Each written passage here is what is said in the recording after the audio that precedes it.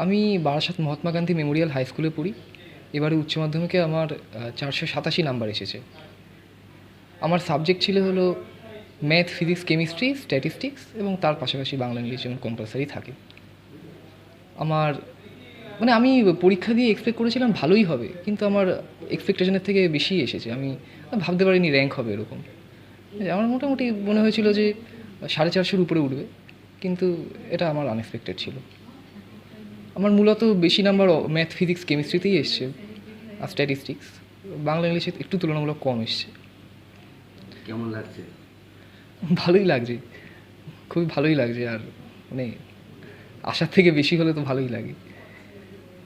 কতক্ষণ পড়তে? প্রাইভেট কটা পড়তে?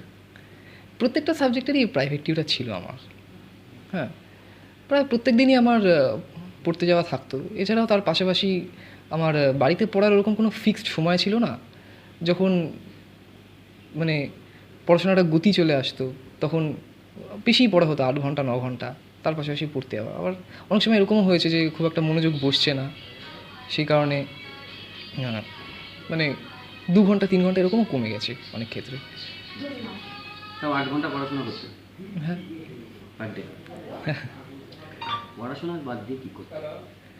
পড়াশোনা বাদে আমি গান শিখি, যদিও শেষের দিকে পরীক্ষার জন্যে গানে যাওয়া আর হচ্ছিল না।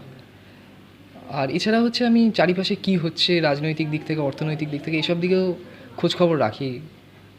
বিভিন্ন ঐতিহাসিক জিনিসপত্র আমি দেখি মাঝে মাঝে, বহু মানুষের জীবনী। এছাড়াও মাঝে মাঝে গল্পও পড়তাম,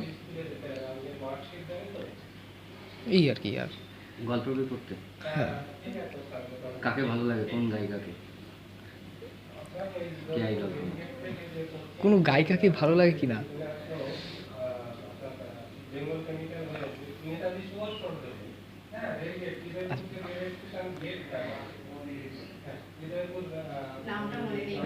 আচ্ছা, খেলাধুলা করতে? না খেলাধুলা করা হতো না। কী গান শেখো তুমি?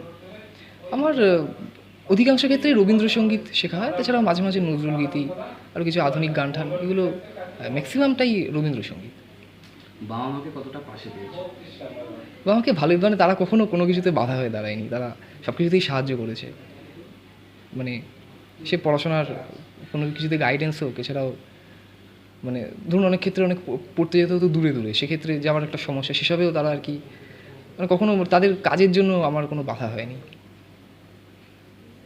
আর স্কুলের শিক্ষক শিক্ষিকা কতটা পাশে? স্কুলের শিক্ষক শিক্ষিকারা ভালোই পাশে ছিল। তারা যদি শেষের দিকে এটা বলতে হবে যে আমি স্কুলে খুব একটা যেতে পারিনি, কারণ কি পরীক্ষার জন্যে পড়াশোনার খাতিরে আর যাওয়া হয়নি স্কুলে, কিন্তু বাকি সবসময় তারা আর কি কখনোই আমার কোনো ডাউট ঠাউট দিলে তারা সর্বদাই তারা ক্লিয়ার করে দিত। তোমার নামটা বলো। আমার নাম রৌনক সরকার।